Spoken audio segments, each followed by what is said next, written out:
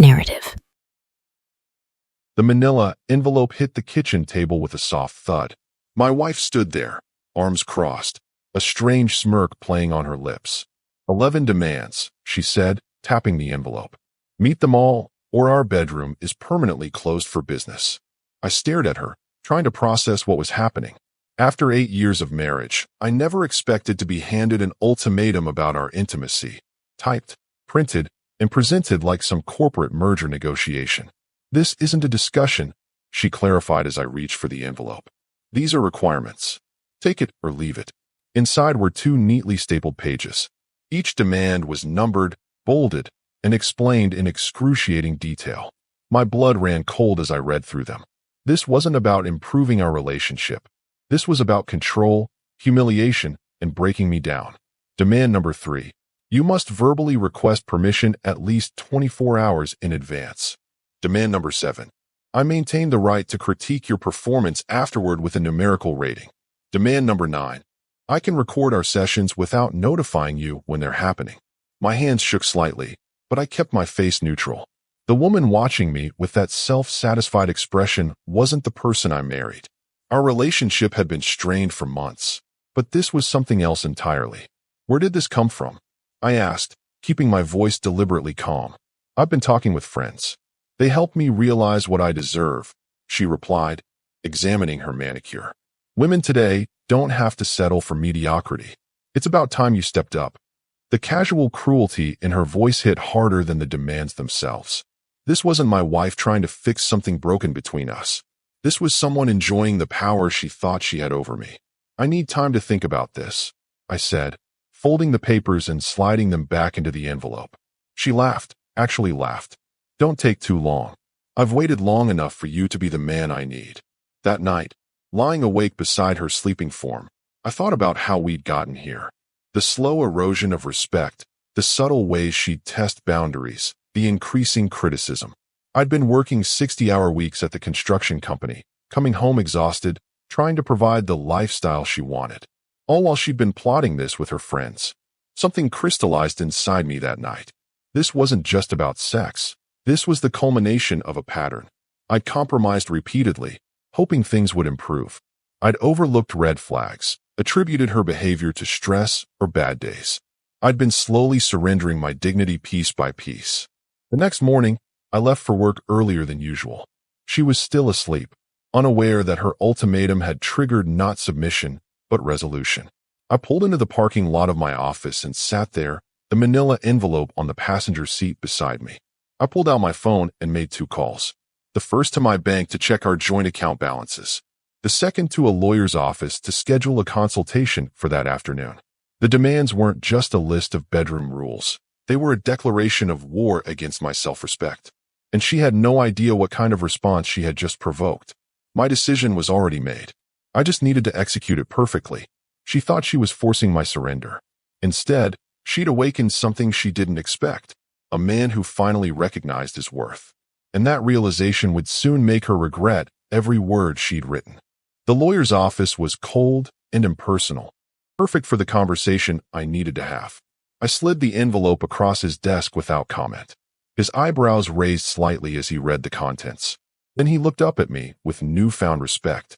This is unusually explicit evidence of emotional abuse, he said. How long has this behavior been going on? The question made me reflect on our marriage. The signs had been there from the beginning, but I'd ignored them. 3 years ago, she suggested, I sell my motorcycle, a restored vintage Harley I'd spent 2 years rebuilding. 6 months later, my weekly nights out with friends became monthly, then stopped entirely. Last year, she convinced me to move across town, away from my family, claiming the school district would be better for kids we didn't even have yet. Each concession I made only emboldened her to demand more. What started as subtle manipulation had escalated to this, a formal list of demands to control even the most intimate aspects of my life. I need everything documented, I told the lawyer, and I need to know my options without tipping my hand yet. That evening, I returned home with a new perspective. The house we'd purchased, primarily with money from my family business, suddenly felt like enemy territory. She greeted me with a cold question. Have you thought about my requirements? Still processing, I replied, watching her reaction carefully. Her eyes narrowed. Don't take too long. A friend of mine knows someone who might appreciate what I'm offering. The threat was thinly veiled, but I merely nodded and headed to the shower. Once alone, I allowed myself to feel the rage, controlled, focused rage that would fuel what needed to be done. Later that night, while she slept, I did something I'd never done before. Her phone lay charging on her nightstand, illuminating the dark room with a soft glow. The passcode was our anniversary. The irony wasn't lost on me. What I found confirmed everything. A group chat with 3 friends revealed the true nature of the demands. They weren't just her idea. They were a collaborative effort to, as one message put it, train improperly. They discussed me like I was an unruly pet needing discipline. They shared tactics that had worked on their husbands, boyfriends. One suggested the recording idea as potential leverage in case he ever gets ideas about leaving. I took screenshots, sent them to my email, then carefully replaced the phone. My stomach turned at the betrayal, but my resolve strengthened. This wasn't just about saving my dignity anymore. It was about escaping a predator. The next morning, while making coffee, she approached from behind, wrapping her arms around me in a gesture that once would have seemed affectionate. Now I recognized it for what it was, another control tactic. Have you made a decision yet? She whispered, her tone honeyed but her intent clear. I'm close, I replied, sipping my coffee calmly. Just working through the logistics. She misinterpreted my response as capitulation. Her smile widened as she poured herself coffee. Good. I think you'll find I can be very generous when my needs are met. That day, I opened a separate bank account at a different bank. I transferred exactly half of our joint savings, not a penny more, despite the temptation. I contacted a realtor about our house's market value. I arranged for a small apartment across town with a month-to-month lease. I ordered a credit report to ensure she hadn't opened accounts in my name. Each step was calculated, measured, and completely invisible to her. Her demands had awakened something she never anticipated, a strategic mind focused entirely on escape and justice. She thought she was closing the trap. In reality, she was about to learn what happens when you corner someone who refuses to be prey. For the next week, I executed my plan with military precision. Each day, I maintained the perfect cover, a man contemplating submission to his wife's demands. Each night, I advanced my exit strategy another step. The apartment I secured was nothing special, a one-bedroom with basic furnishings. But it represented something priceless, freedom. I paid 3 months in advance, in cash, ensuring no paper trail. The property manager, an older man with knowing eyes, didn't ask questions when I requested maximum privacy and no mail delivery yet. Just need a quiet place to work late nights, I explained. He nodded, understanding more than I said. At home, I carefully sorted through our possessions, mentally cataloging what was truly mine versus what we'd acquired together. Family heirlooms, personal items of value, documents. These I gradually relocated to a storage unit, making trips during lunch breaks or claiming to work late. Nothing obvious. Nothing she'd notice missing immediately. The hardest part was maintaining the facade. Each evening, she'd look at me expectantly, waiting for my capitulation. Sometimes she'd leave the envelope prominently displayed on the counter. Other times, she'd make pointed comments about friends whose husbands knew their place. Taking quite a while to think about this, she remarked one evening, sliding next to me on the couch. Most men would jump at the chance to keep their marriage intact. Most men aren't me, I replied simply. Her eyes narrowed momentarily before she masked it with a laugh. That's what I'm counting on. You always were different. What she didn't realize was how right she was. Different from the men in her friends' lives who'd been manipulated into subservience. Different from the passive husband she thought she'd married. During this time, I kept gathering intelligence. My lawyer advised documenting everything. Every conversation, every text, every example of manipulation. The recordings she threatened to make would have been illegal without my consent. The psychological abuse evidenced in the demand list alone was substantial leverage. In divorces like these, my lawyer explained, preparation is everything. The element of surprise is your greatest asset. 10 days after receiving her demands, I made my first countermove. She'd sent a text asking when I'd finally see reason. Instead of responding directly, I asked her to dinner at an upscale restaurant that weekend. Does this mean you've accepted my terms? She texted back immediately. It means I'm ready to discuss our future. I replied, deliberately ambiguous. She took the bait completely. That evening, she was practically gloating, telling me how proud she was that I'd matured enough to accept the new reality. She even called one of her friends while getting ready, loudly discussing how she'd broken through and how the demands had worked perfectly. Little did she know that this dinner would be the setup for what was coming. I'd chosen the restaurant carefully, public enough to prevent a scene, private enough for discretion, and expensive enough to signal significance. The reservation was for Saturday night, giving me time for the final preparations. By Friday, everything was in place. My essential possessions were secured. Financial preparations were complete. The legal groundwork was laid. I'd even taken the step of informing my boss about the situation, ensuring workplace security in case she retaliated. When Saturday arrived, she spent hours getting ready, treating the evening like a victory celebration.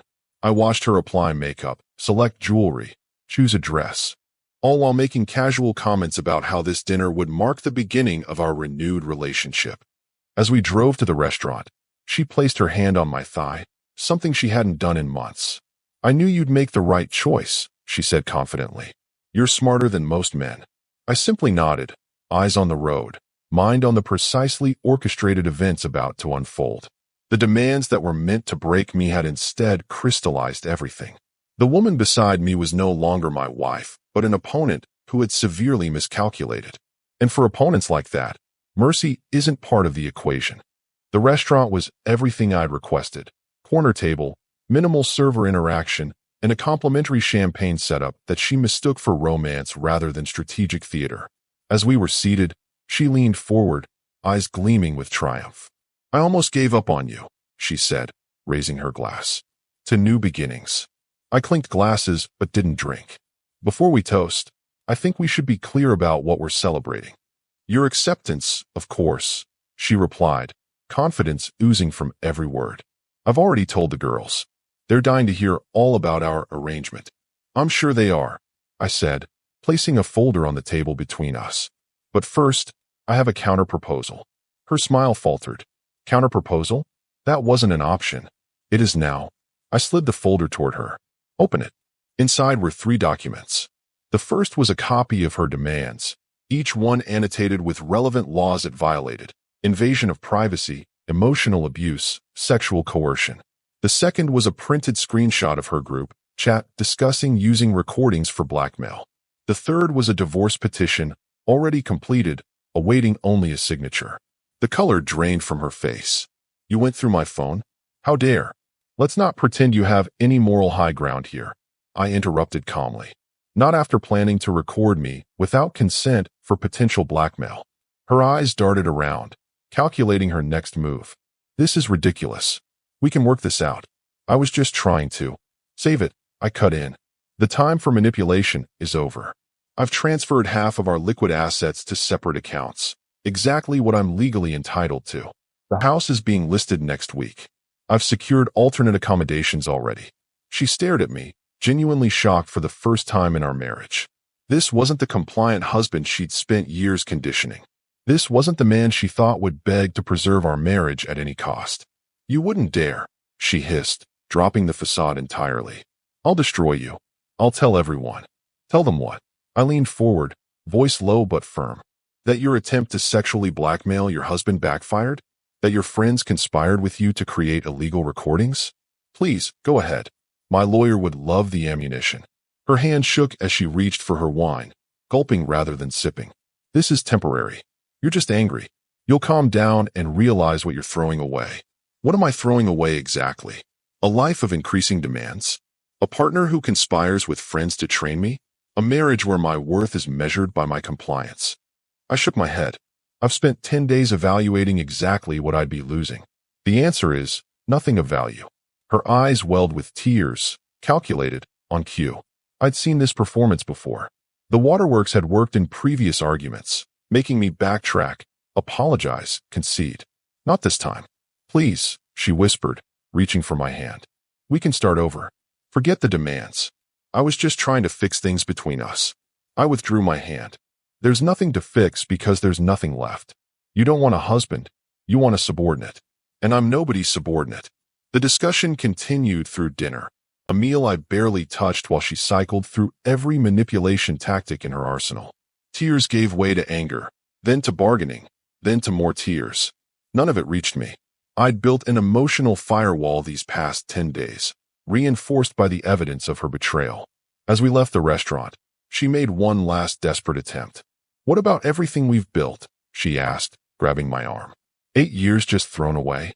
You threw it away with each demand, each manipulation, each time you discussed me like property with your friends. I replied, gently removing her hand. "I'm just making it official." I dropped her at our house, soon to be neither of ours, and drove to my new apartment. The silence was deafening after weeks of calculated conversation.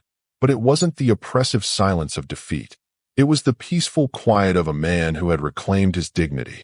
My phone buzzed incessantly with her messages, alternating between threats and pleas. I silenced it without reading them and poured myself a drink in my sparse new living room. Tomorrow would bring its own challenges, her inevitable escalation, flying monkeys sent to reason with me, perhaps even attempts to damage my reputation or career. But for tonight, I savored the freedom that comes from standing your ground. The demands that were meant to chain me had instead become the keys to my liberation. The backlash began at dawn. My phone exploded with notifications, not just from her, but from her entire social circle. The flying monkeys had been deployed right on schedule. Her best friend called first, all false concern and condescension. "She's absolutely devastated. Whatever you think she did, you're overreacting. Men always do." I let her finish her prepared speech before responding. "Interesting. Did she mention the written sexual demands? The planned blackmail? Or did she just play victim?" Silence followed, then stammering. I ended the call and blocked the number. Next came her sister, more aggressive in her approach. "You backstabbing piece of—" "Save it," I interrupted. "Your sister presented me with written demands to control our intimacy and planned to record me without consent for blackmail. Would you accept that from your husband?" Again, silence. Then a hesitant, "She wouldn't do that. I have the documents and screenshots. Want me to send them to you? To your husband? To your parents?" The call ended abruptly. Another number blocked. By midday, I'd blocked 6 people and drafted an email to my close friends and family explaining my decision in measured, factual terms. No emotional appeals, no character assassination, just the unvarnished truth with offers to provide evidence if needed. Controlling the narrative was critical. At work, I informed security about potential disruptions and provided her photo. A wise precaution. She showed up around 2 o'clock, dressed to impress, tears perfectly timed. Security politely but firmly prevented her from reaching my office. "Sir, your wife is here." The receptionist called to inform me. "Ex-wife in progress," I corrected calmly. "Please tell her to contact my lawyer." Through the glass partitions, I could see her facade crack when denied access. The mask slipped, revealing the fury beneath the tears. Security escorted her out as she switched from sobbing damsel to screaming harpy in the space of seconds. My colleagues witnessed it all, further evidence of her true nature. That evening, I returned to my apartment to find her waiting in the parking lot. I'd anticipated this move. "How did you find this place?" I asked, remaining in my car, window barely cracked. "Followed you from work," she admitted without shame. "We need to talk without lawyers or interruptions." "No, we don't. Everything that needs saying has been said." I raised my phone.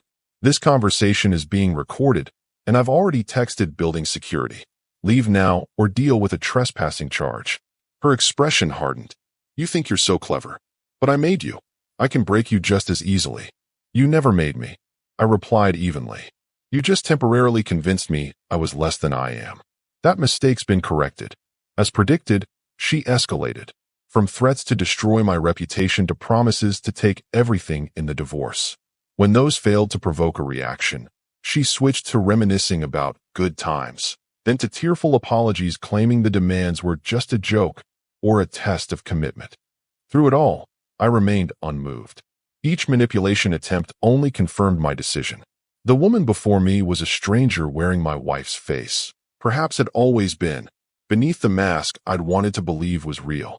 Security arrived, and she was escorted off the property, screaming that I'd regret this. I watched impassively until she was gone, then sent the video recording to my lawyer.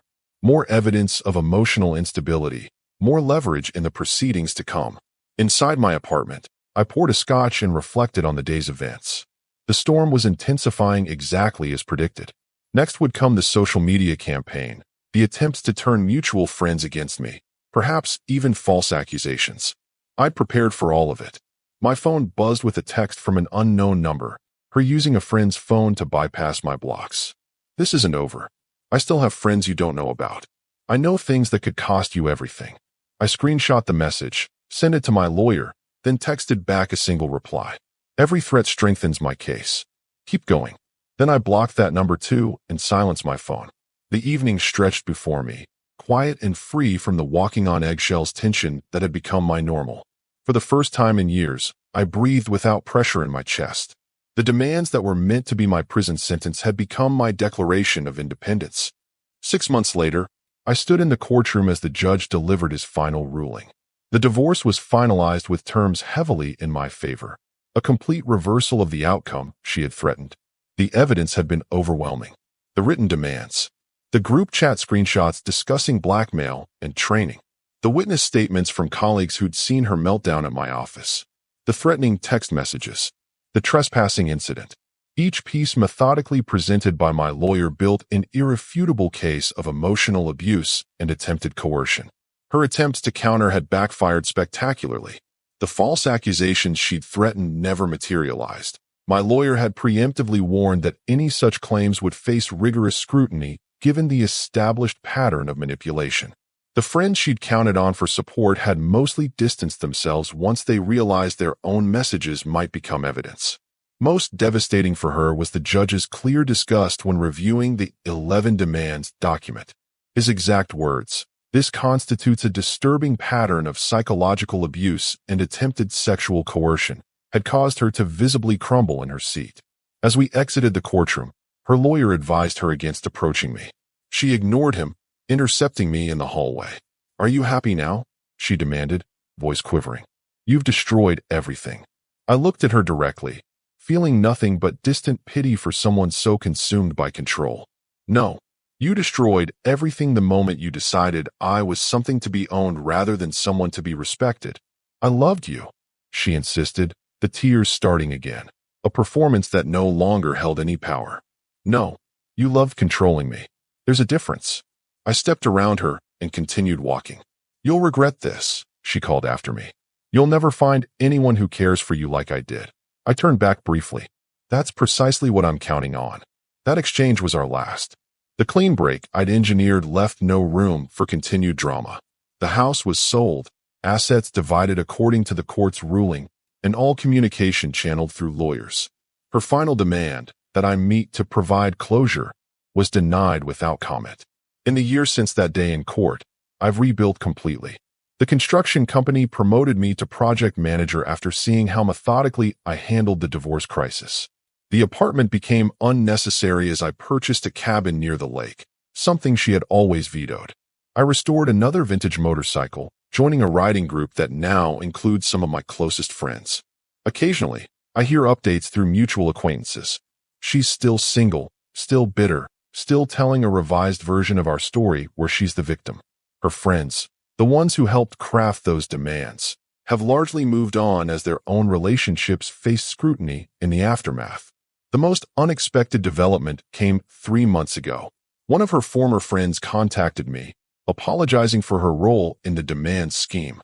"We thought it was just girls supporting each other," she explained over coffee.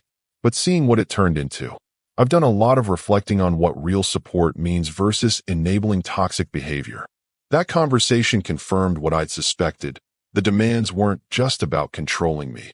They were about her status in a toxic social hierarchy, proving she could dominate her husband more completely than the others could.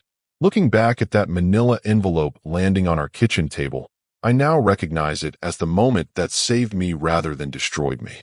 Without that catalyst, that list of demands so explicit in their disrespect, I might have continued the slow surrender of my dignity for years more. The intimacy she tried to control through humiliation and power games has been replaced by something genuine with someone who views partnership as collaboration rather than domination. The contrast could not be more stark. Respect versus control, support versus manipulation, love versus possession. When people ask what happened to my marriage, I'm direct but brief.